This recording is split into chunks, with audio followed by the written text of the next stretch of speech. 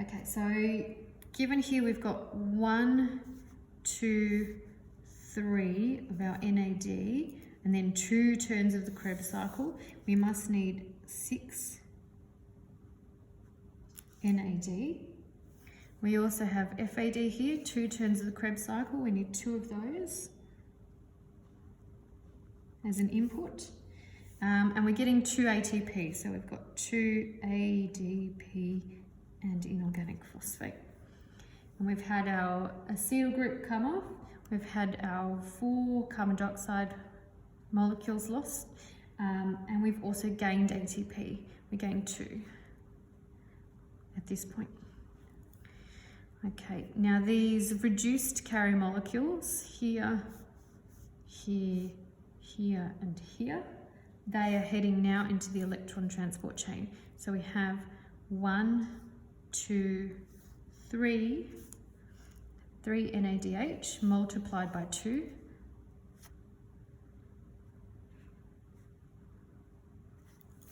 And we have FADH2, just 1 per cycle, so for 2 cycles, 2 FADH2 entering the electron transport chain.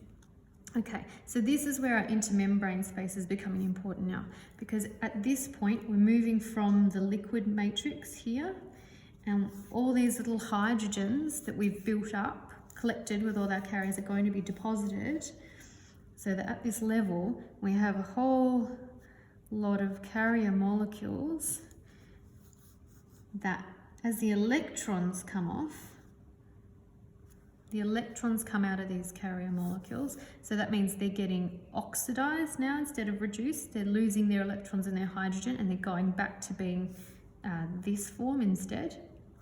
So the electrons are given off and they're passed across the carrier molecules that are embedded in that membrane, so that hydrogen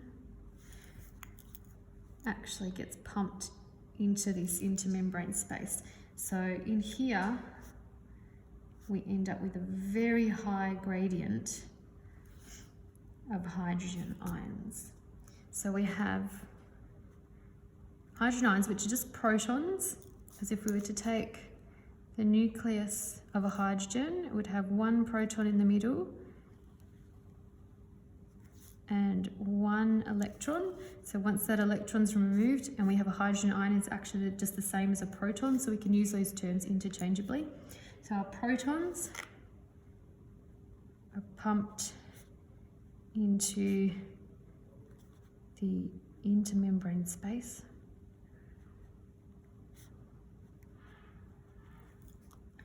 Okay, we have this enormous gradient building up, which causes chemiosmosis. So it will move back down its concentration gradient. Now I'm running out of room here. Let's pop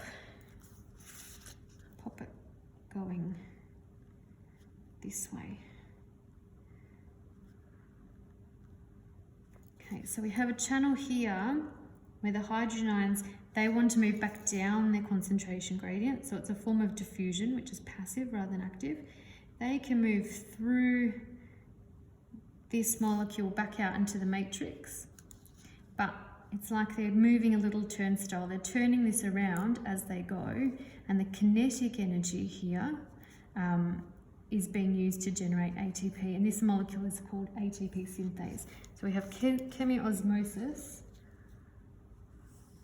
through ATP synthase.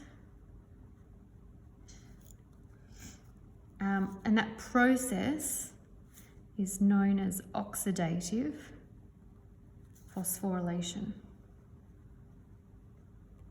Now that's phosphorylation because we're phosphorylating, adding phosphate to ADP to make ATP. And this molecule it's got A's on the end because it's an enzyme.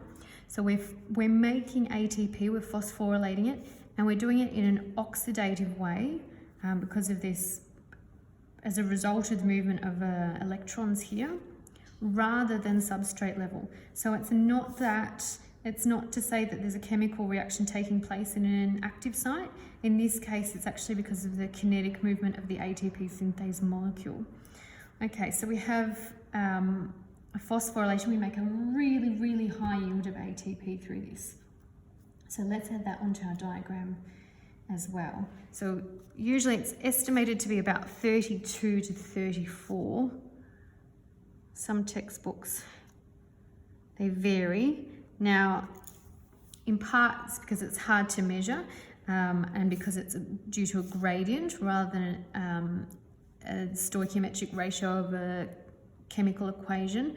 Also, these carriers aren't equivalent. If you're interested, FADH actually deposits its electrons slightly further along the electron transport chain, these carrier molecules. Its electrons that it gives to the carriers actually aren't quite as excited as the electrons that come out of NADH.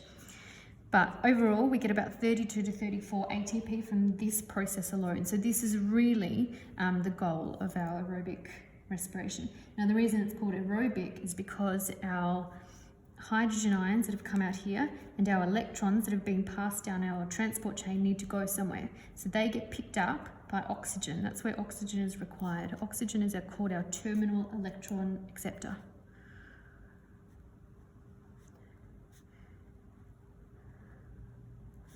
I'll write electron like that because I'm running out of room, I'm sorry. Okay, so oxygen joins with the hydrogen ions and the electrons to make water.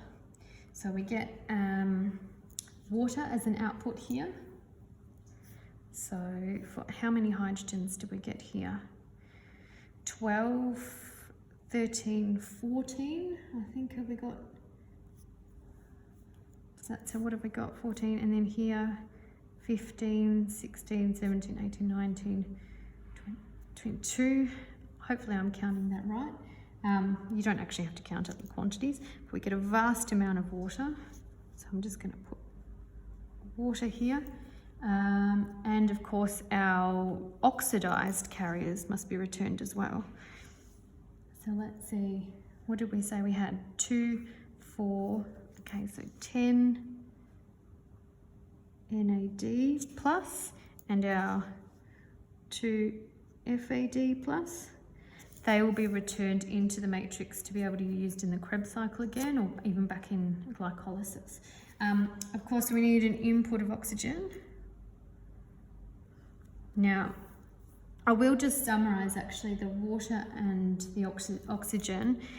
I'm going to put 12 here because, as I mentioned earlier, there are some inputs of water in the Krebs cycle, so I'm going to go with the net equation, and we need 6 oxygen molecules here.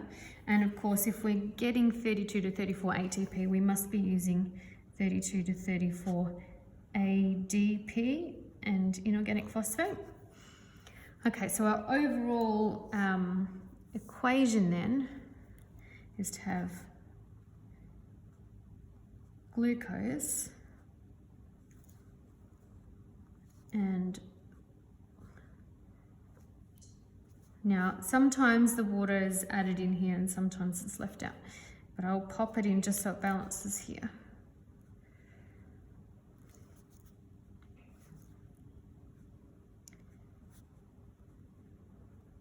Like photosynthesis. But of course, most books will simply say they'll get rid of the water here and simplify that to 6.